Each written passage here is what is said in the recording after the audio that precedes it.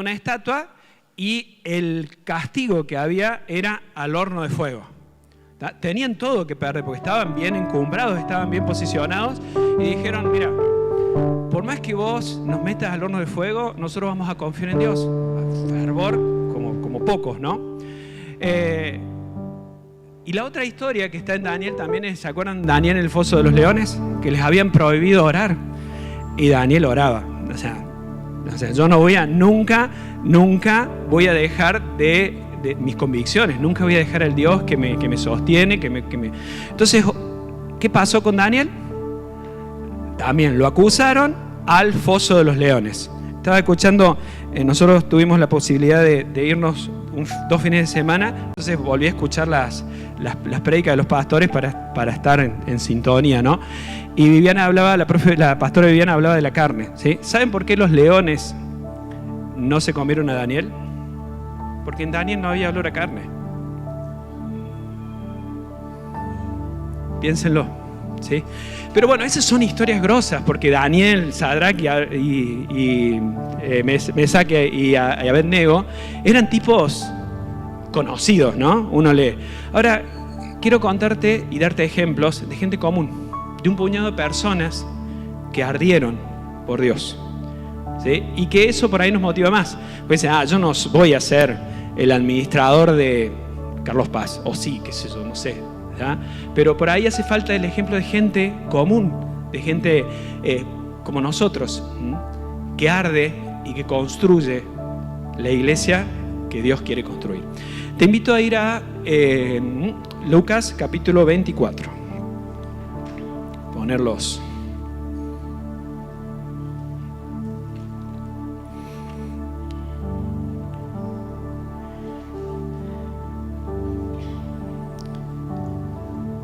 Desde el 13, no vamos a poner el 13, pero ¿está? Desde el 13 es la historia que ya el pastor una vez habló. ¿Se acuerdan del camino de Maús? ¿Todos recuerdan esto? Venían caminando por el camino de Maús 2 personas y de repente se les suma una tercera. ¿Recuerdan esto? No sé, los que no conocen la historia, pero es así. Entonces, venían charlando de las cosas que habían acontecido. ¿Qué había acontecido? Había muerto Jesús en la cruz, y estaban pasando los días en los cuales, no había mucha noticia. Jesús había hablado que resucitaba. Si Jesús había hablado que resucitaba, si Jesús había hablado que resucitaba, si Jesús había hablado que resucitaba, si Jesús había hablado que resucitaba, si Jesús había dado de comer a 5.000, este flaco que venía y sanaba a los enfermos, hasta la suegra sanaba, era un capo, había muerto y no había noticias. Entonces el versículo 17 dice: ¿qué son estas cosas de las cuales hablan ustedes mientras caminaban entristecidos? Estaban angustiados porque había algo que había movilizado Jesús en ese momento, porque todavía no era Cristo, todavía no había sido glorificado, y que esta gente había puesto esperanzas en que las cosas iban a cambiar. Entonces, bueno, resulta que Jesús los acompaña, y llega un momento en los cuales Jesús se sienta con ellos. Dice que el relato cuenta de que ellos se meten no me va a salir se meten a un lugar y Jesús hace el amague de seguir de largo y ellos lo invitan. ¿Recuerdan esta historia? ¿Sí? ¿Se acuerdan? Sí, esperen un segundo. Bien. Lo invitan. ¿Está? Entonces dice que se sientan 30, vamos 24-30, así ya nos ubicamos ahí. Jesús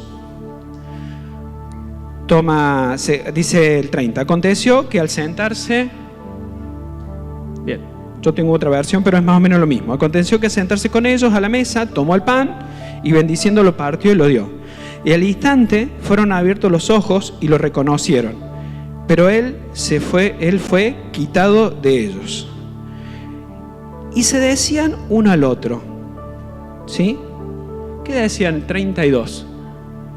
¿Qué decía? ¿No ardía nuestro corazón en nosotros mientras nos hablaba en el camino y cuando nos abría las Escrituras? Ustedes saben que en el idioma original que se escribió el Nuevo Testamento, la palabra seo, que es la que el pastor viene trabajando, aparece muy poquito. Aparece 4 veces, y de esas 4, 3 aparecen en Apocalipsis, que ya vamos a ir también ahí, ¿está? Aparece muy poquito, pero sí aparecen otros sinónimos. Y este es uno. Otras palabras que se usan para arder. Ahora, ¿qué pasaba? Había una palabra que se soltaba, porque ahí dice, cuando nos enseñaba de las Escrituras, había una enseñanza que hacía que el espíritu de estas personas ardiera. Vas a saber quién era, Pepito y Pepita, Pepito y Juancito, no importa quiénes eran, pero sí lo que pasaba es que en su espíritu, al encontrarse con Cristo y al encontrarse con las enseñanzas, con la doctrina que después los apóstoles transmitieron, hacía que su espíritu se enardeciera. Yo quiero que pensemos un poquito, porque digo, no puede ser que demos saltos. ¿Vieron que a veces damos saltos? A veces vamos para allá y de repente pasamos para allá. Y no es que los pastores ahora se olvidaron de todo lo que predicamos el año pasado. ¿Se acuerdan cuál fue el lema con el que terminamos el año pasado? ¿Sí? Y perseveraban en la doctrina de los apóstoles, la comunión con unos con otros, en el partimiento del pan y en la oración.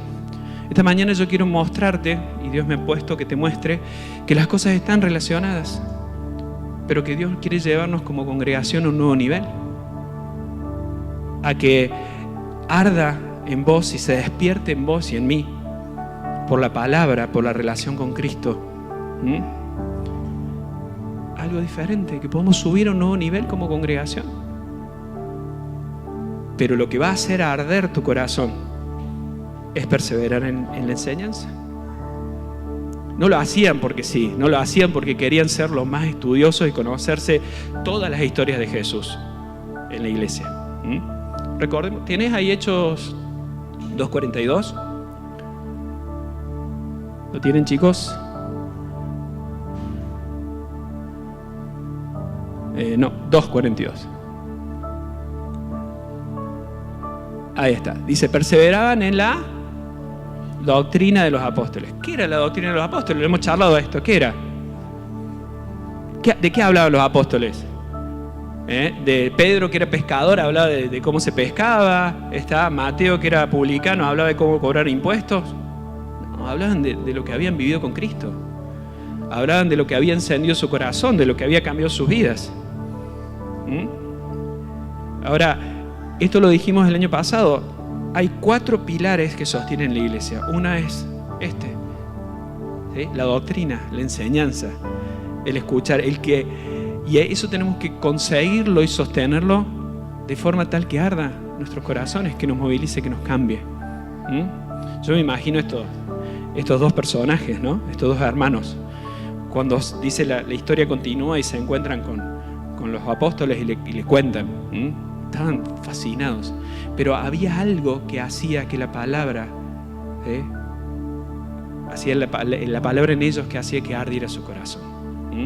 Ahora, el primer pilar, ¿sí?, tiene que hacer arder nuestros corazones. La doctrina, la enseñanza, la lectura, la búsqueda, tiene que hacer que arda tu corazón, porque de esa manera vamos a tener un año de fervor. ¿Sí? Ahora, ¿quiénes eran estos personajes? No lo sé. ¿Alguien sabe quién eran? ¿Cómo? Cleofa puede ser uno, ¿sí? Ahora, ¿sale el nombre ahí? ¿Alguno? No sale. ¿Importa? No importa, es que Dios tocó sus corazones y ardió, ¿está? Y eso movilizó, y no solo que movilizó a ellos, sino que movilizó a la iglesia, a todos los que compartieron lo que habían aprendido de Cristo. Primera historia. Vamos con la segunda historia. Esta es un poquito más conocida. Vamos a Hechos, capítulo 9, versículo 10.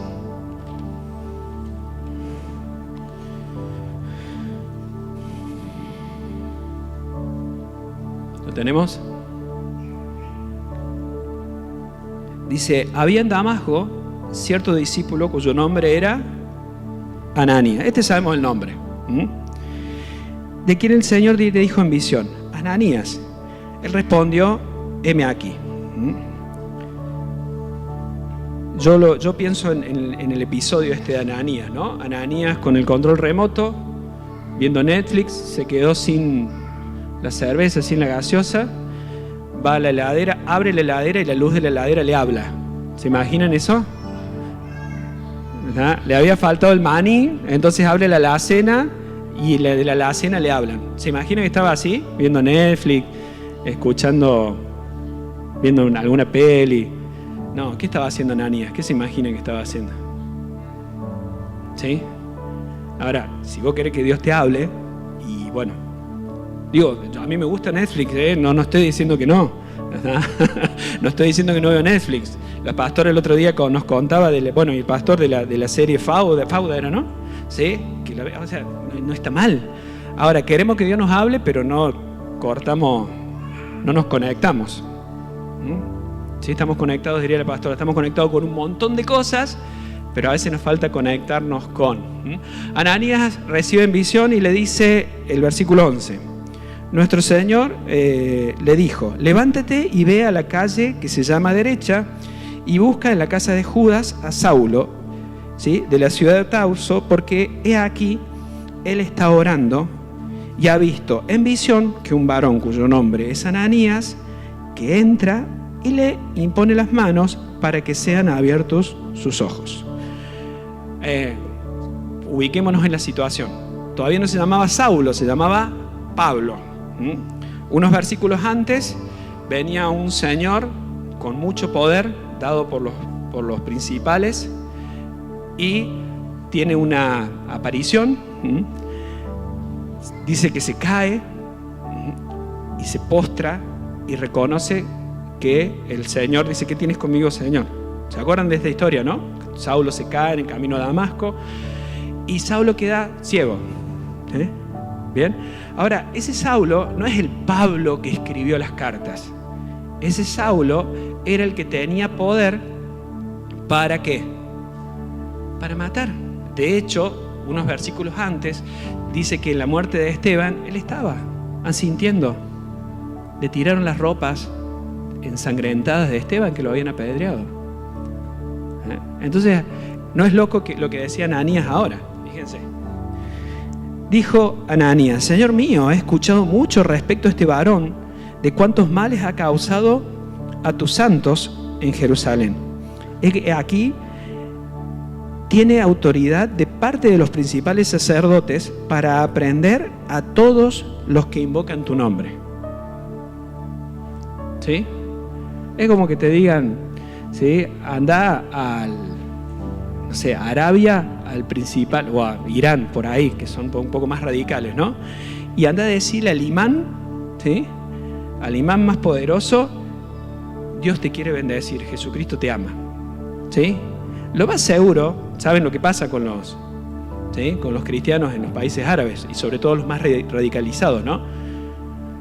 Lo más seguro es que te corten la cabeza ahí, si no hacen todo un acto público y los ahorcan, les cortan la cabeza. O sea, toda esta cuestión de miren lo que les pasa a los infieles, porque esta es una política.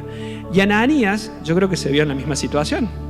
Es decir, a ver, le voy a decir al que nos persigue, voy a ir a orar por él. A este que tiene el poder de, vieron así películas, ¿no? Cuando lo voy a ver, y aparecen todos los guardaespaldas con las pistolas, así como para, ¿está? Tiene poder para destruirme. Entonces, el Señor le dice, 15, levántate y ve, porque Él me es instrumento elegido para llevar mi nombre a los gentiles, a los reyes y entre los hijos de Israel, porque yo le mostraré cuánto habrá que padecer a causa de mi nombre. Entonces Ananías se dirigió a él, a la casa, y habiendo impuesto las manos, dijo sobre él, le dijo, así te quería ver, desgraciado, ciego, miserable, tirado, muerto de hambre porque dice que no había comido desde el momento que había tenido el encuentro. Así te quería ver, eso te pasó por apedrear, por estar ahí en el apedreado de Esteban. ¿Te dijo eso? ¿Cuántos de nosotros haríamos eso, no? No sé si lo haríamos, pero lo pensaríamos. ¿O no? Ya te iba a tocar, ¿eh? No te le ibas a sacar. Diría en mi casa, Dios castiga, pero no muestra la huasca. ¿Sabes lo que es la huasca? Es como un rebenquito, ¿no? Eso ya te iba a pasar. Ahora, fíjense lo que le dijo Ananías. Saulo, hermano mío. Wow. Nuestro Señor Jesús, que se te apareció en el camino cuando venías, me ha enviado. A ver, no sé si ustedes están entendiendo la situación. Saulo no era hermano de nadie hasta ese momento. Era el verdugo de todos en ese momento. ¿Sí? Ahora cuenta la historia que el 18 dice, y en ese mismo momento, cuando oró y fue lleno del Espíritu Santo, Saulo, dice que en ese momento cayeron los ojos, ¿sí? De los ojos algo parecido a escamas, y sus ojos fueron abiertos y levantándose, se convirtió, fue bautizado. Ahí nomás. ¿Sí? Ya estaba convertido de antes, pero fue el gesto exterior. Y recibió alimento y se fortaleció y permaneció algunos días con los discípulos que había en Damasco. Y acá dice, ¿y dónde aparece la palabra ardor, Gustavo? Ya te la cuento. Vamos a Pedro y después volvemos acá. 1 Pedro 1:22.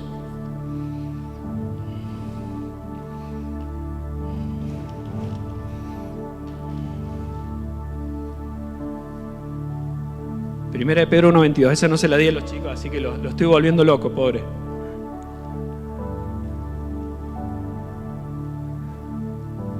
La palabra que usa el joven Ananías, que después no aparece más en la Biblia, les comento, ¿no?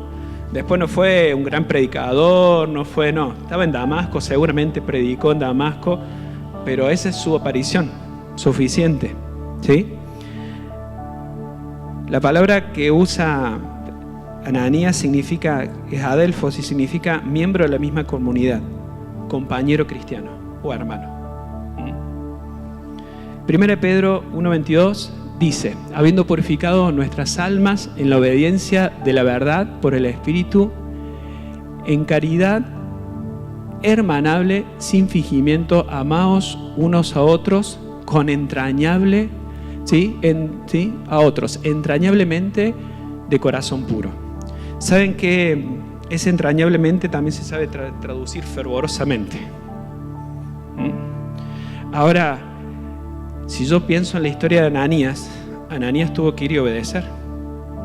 Y por la obediencia pudo amar fervorosamente. Había que amarlo a Saulo, ¿sí? Había que amarlo. Era salvando las distancias, era el Hitler del momento. Pero por obediencia pudo tener un amor fervoroso y pudo hacer que Saulo entrara en la coinonía de la iglesia. Porque Saulo ahí compartió con los de Damasco. En ese momento estaba aislado, no comía, no bebía, ¿sí? Estaba orando, esperando que Dios le dijera algo. Había tenido un encuentro con Cristo. Pero la obediencia y un amor ferviente que se despertó por la obediencia construyó coinonía. Y levantó a un tipo que revolucionó el mundo cristiano. Ahora, la obediencia produce fervor. Un amor fervoroso que construye la coinonía. Segundo pilar de una iglesia fuerte, de una iglesia firme. ¿Me siguen? ¿Sí? Ananías de nuevo, desapareció ahí, no. ¿Desapareció? ¿Ustedes conocen algo? ¿Han leído algo más de Ananías? Por ahí sí, qué sé yo, puede haber alguna historia, una historia paralela, pero en la Biblia no aparece más. Pero tenía que cumplir eso y tenía que obedecer. Y obedecer fervorosamente y construir a la coinonía de la iglesia. Tercera historia. Vamos a Hechos, capítulo 12.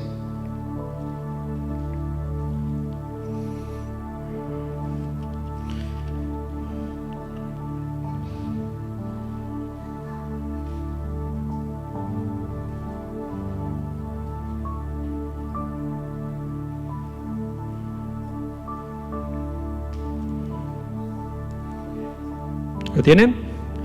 Dice, en ese tiempo el rey Herodes, que tenía por sobrenombre Agripa, aprendió a algunos de los de la iglesia para maltratarlos. Era su diversión. ¿Está?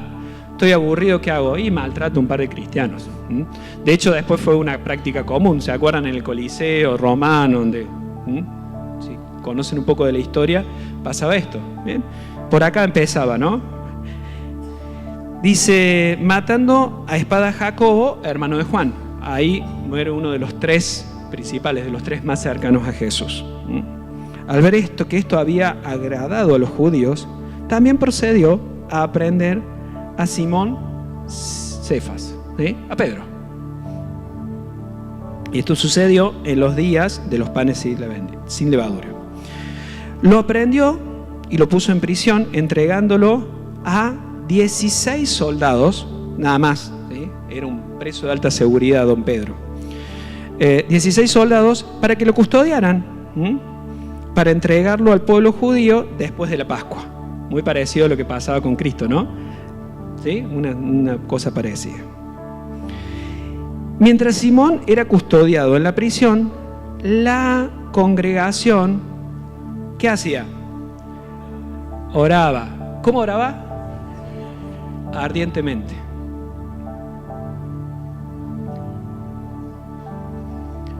No pasaba y decía, es cierto, Señor, acórdate de Pedro.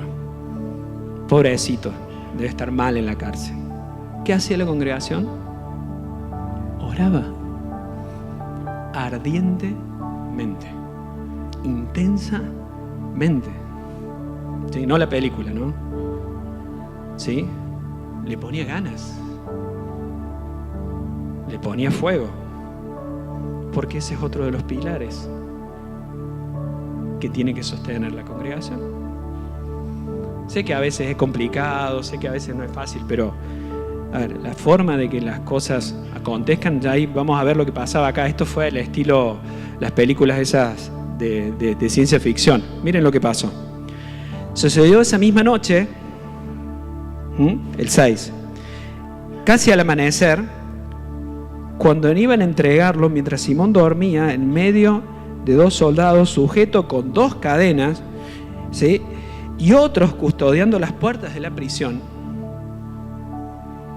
¿Qué pasó? Que se presentó por encima de él un ángel del Señor, de Yahweh, y resplandeció una luz en todo el edificio, y el ángel tocó a Simón en el costado y lo despertó diciendo, levántate pronto.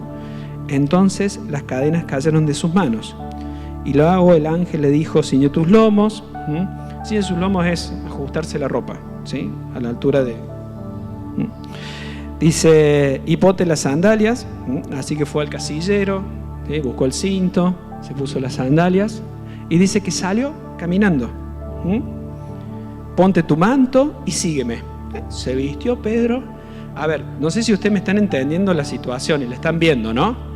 ¿Vieron esas películas donde todo pasa en cámara lenta? Estilo, no sé quién, ¿vieron esos super velocistas? ¿Está?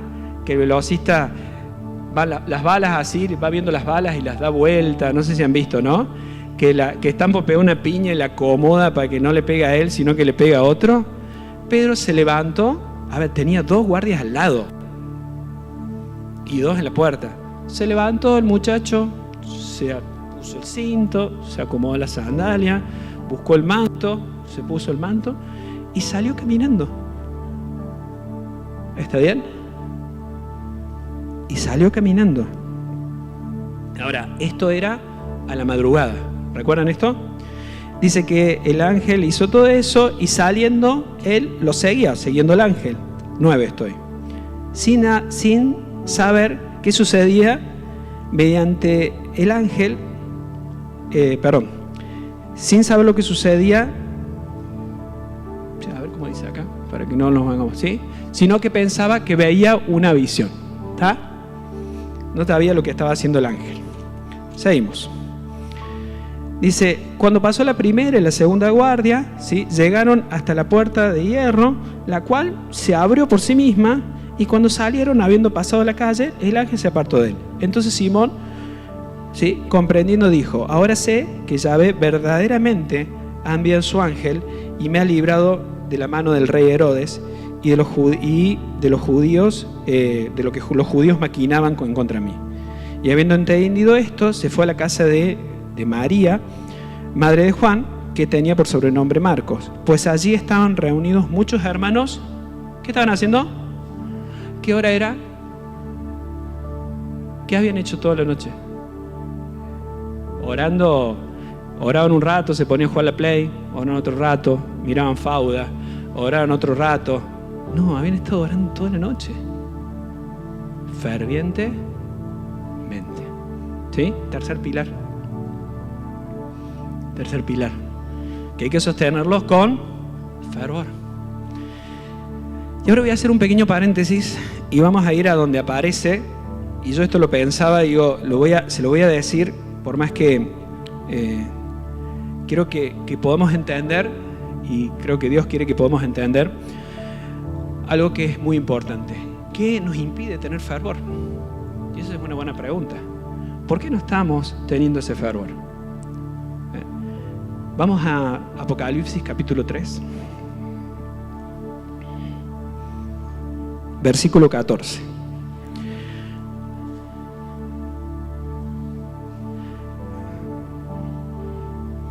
De nuevo, todos los hermanitos que estaban ahí orando, no está la lista, ¿sí?, para agradecerle, para poner un like en sus perfiles de Facebook, de Instagram. No está la lista, ¿sí? Era gente normal que podía avivar, que podía dar fervor a la congregación de ese momento, porque era lo que se necesitaba. Vamos a hablar del mensaje de Cristo a las iglesias, ¿sí? Apocalipsis tiene 7 iglesias donde se les da 7 mensajes. Los chicos de ADN lo han estudiado. En la tipología general, cuando uno lee las iglesias, habla de tipos de iglesias, de cosas que pueden acontecer en las iglesias, ¿sí? A veces pasan más, a veces pasan menos, pero esa es una primera aproximación. Entonces, acá vamos a hablar de una iglesia que se llamaba la Odisea, que estaba en la localidad de la Odisea. Y quiero contarles un poco qué era la Odisea, ¿sí? Resulta que la Odisea estaba en un lugar estratégico en el camino que unía Éfeso, que era una capital importante con puerto, estaba en una llanura, y unía un camino que era muy importante de comercio con Siria, ¿sí? Se ubica más o menos como era Turquía, donde está, ¿sí?, Asia Menor. Bien, unía eso con Siria. Resulta que había una posibilidad de cruzar, esto dicen la gente que estudia la geografía bíblica, porque había que subir una planicie. Vos podías y tenías que subir 3.000 metros más o menos de altura, y solamente se podía cruzar a caballo por un estrecho. Entonces el comercio se veía como muy limitado en la ruta más directa, que acortaba los caminos. Entonces, ¿qué pasaba? Como no se podía subir por ahí, tenían que rodear esa planicie, esa montaña que había, y tenían que pasar por una llanura, donde ¿qué estaba en el medio de esa llanura? Y en el medio del camino, la Odisea. Entonces, la Odisea era un lugar estratégico. El otro día hablábamos con unos amigos y la gente que por ahí que ha tenido la posibilidad de viajar a Brasil, que va para la zona de las playas acá del sur de Brasil. Hay un lugar estratégico para parar, ¿sí? São Gabriel, ¿puede ser? Bueno, era obligado parar ahí. ¿Me explico lo que estoy diciendo? Era un lugar estratégico. Ahora, como lugar estratégico, tenía sus cosas. En realidad, la Odisea tenía una riqueza una riqueza importante. Era una zona bancaria y financiera, con mucho poder adquisitivo. Cuentan los historiadores que en un momento la Odisea sufre un terremoto porque eran zonas sísmicas y queda destruida prácticamente.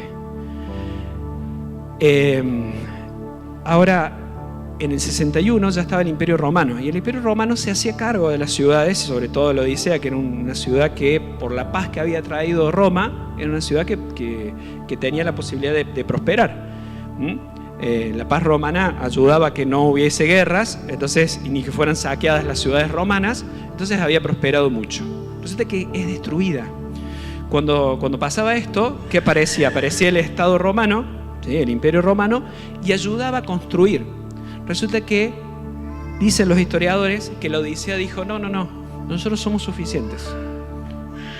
Con los recursos que nosotros tenemos, vamos a reconstruir la ciudad.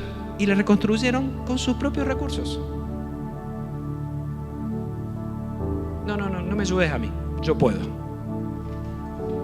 La segunda cuestión que tenía la Odisea era, como estaba en una planicie y tenía condiciones favorables, tenía una lana espectacular.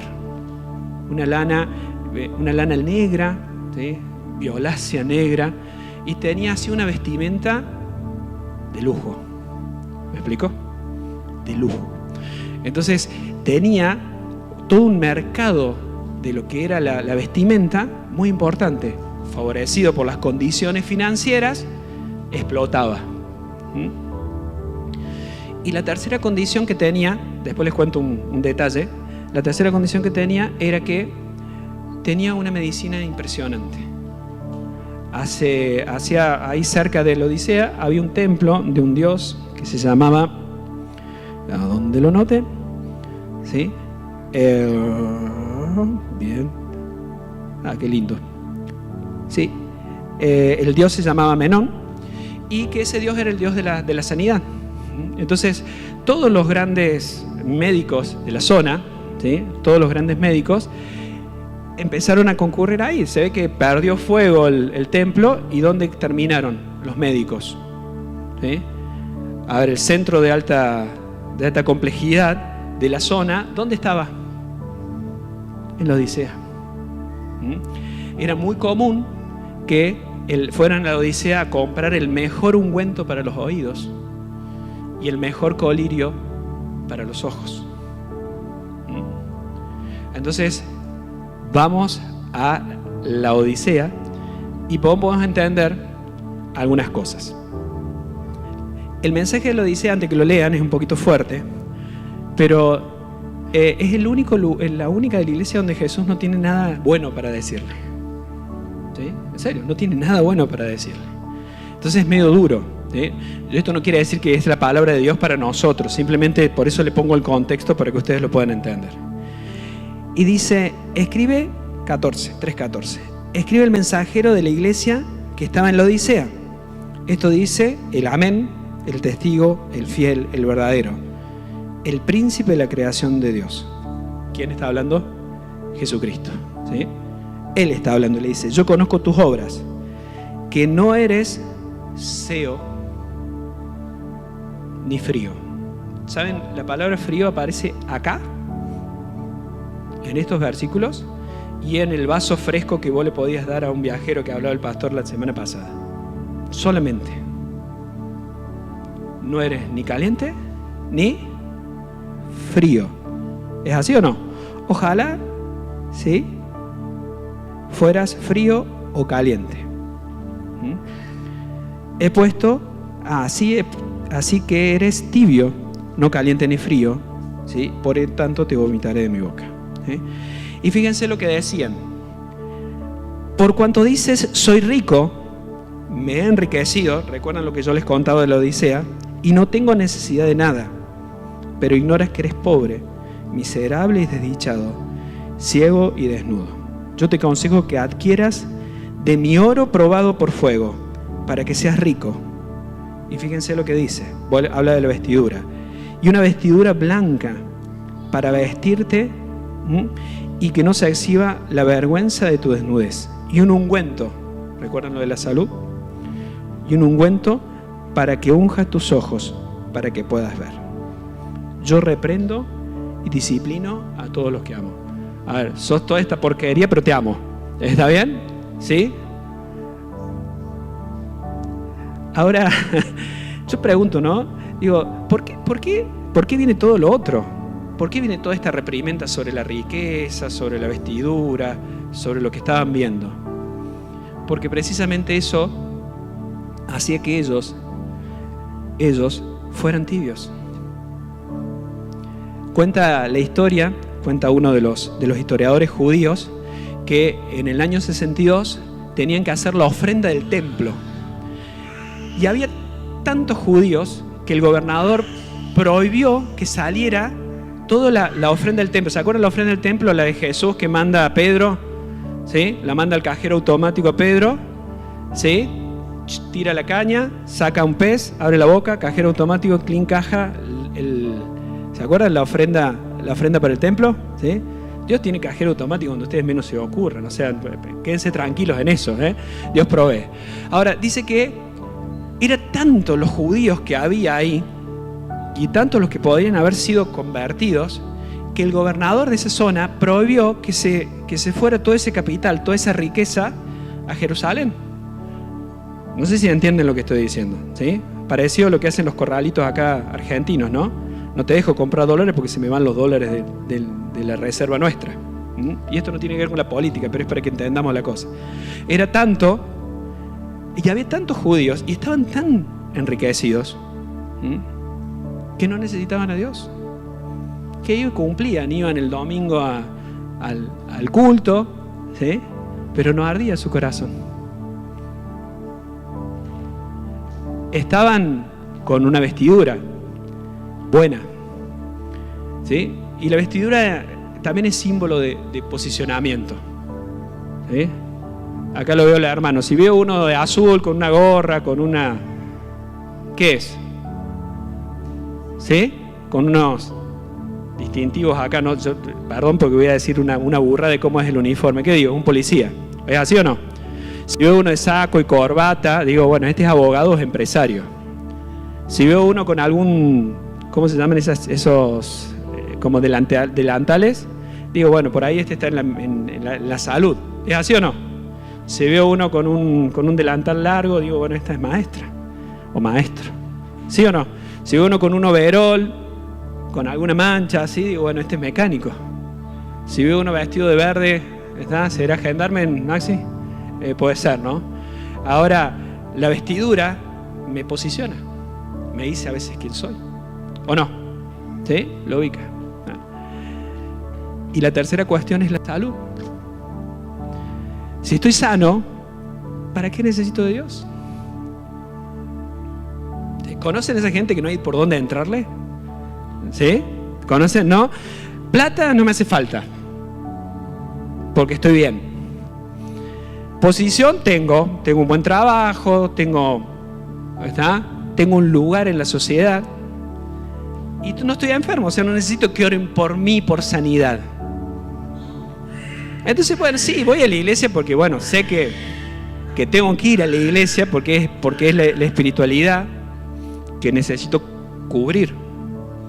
Pero voy de forma tibia, porque algunas de estas tres cosas, dos de ellas o tres de ellas, me entibian.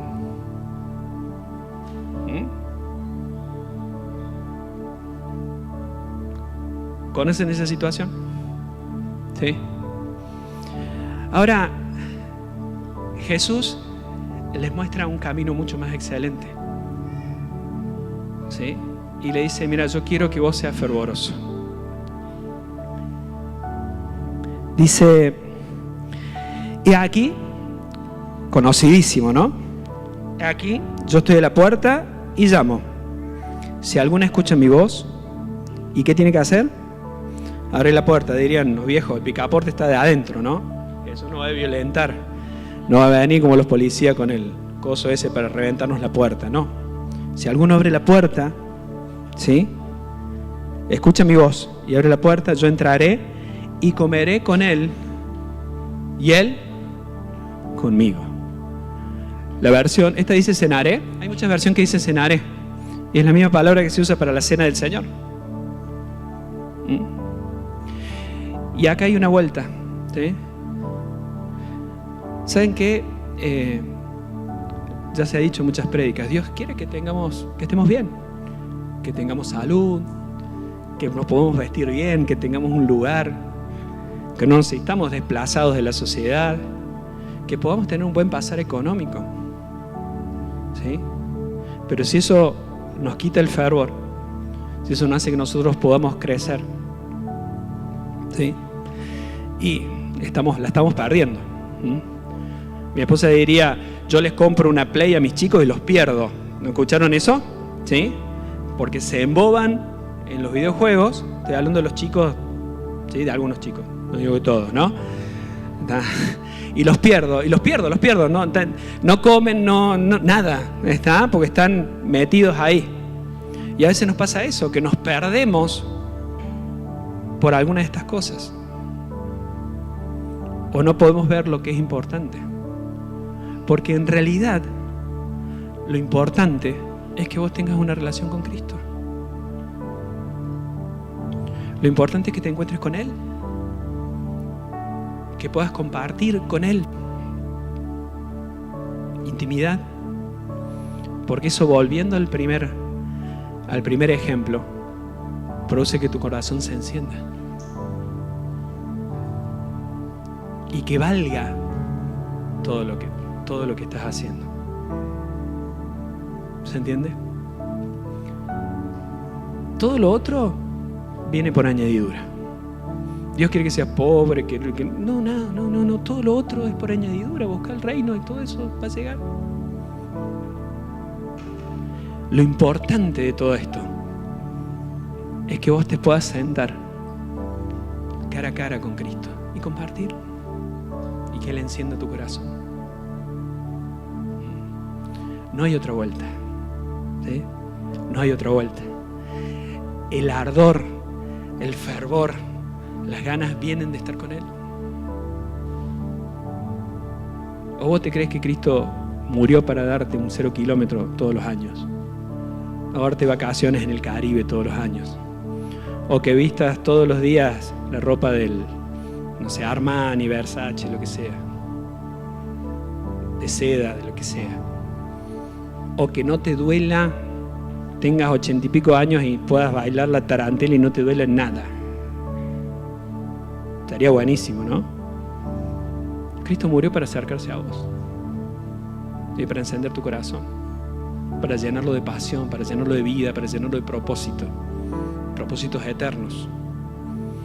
Y ese es el nivel que Dios nos está demandando en este año. Un nivel de fervor en la escritura, en la lectura, en el aprendizaje. Un nivel de fervor en la coinonía, en el amor. Un nivel de fervor en la oración. Y un nivel de fervor en el compartir el pan, en el cenar que establece acá. Yo te desafío, me desafío a que podamos llegar a ese nuevo nivel. Ya aprendimos cuáles son los pilares. Bueno, vamos para adelante, levantémoslo más alto, démosle más firmeza, porque a eso vamos. Para eso nos llamó Dios, no para que cantemos y somos un lindo pueblo muy feliz. Somos felices porque Dios trae gozo a nuestra vida, pero estamos para más. Estamos para, como decían acá los chicos, estamos para ir para adelante, para romper, porque con Él vamos sobre la oscuridad y todo eso, que es una gran verdad. Pero eso se hace con fervor y se hace encontrándonos con Cristo, ¿sí? Que Él es el que enciende nuestra lámpara. Y una lámpara encendida, diría el Señor, no se pone abajo. ¿A dónde se pone? ¿Para qué? Para que se vea. Dios quiere encendernos. ¿Oramos? ¿Sí? ¿Parece? Gracias, papá, por ser tan bueno, Señor, por ser tan grosso con nosotros, por ser un Dios que mira nuestra pequeñez y que quiere hacer de nuestras historias fervientes, historias que contribuyan, historias que cambian realidades. Dios, queremos bendecir tu presencia en medio nuestro, tu palabra que se soltó, y ayúdanos a entender, a crecer y a vivir en ese fervor que vos estás demandando en este tiempo para tu iglesia, Dios. Te honramos, rendimos nuestro corazón a vos, rendimos nuestra vida, abrimos nuestro corazón para que vos entres y llenes de ese fervor, de esas ganas, de esa salvación a nuestras vidas. Te honramos y te damos toda la gloria en el nombre de Jesucristo.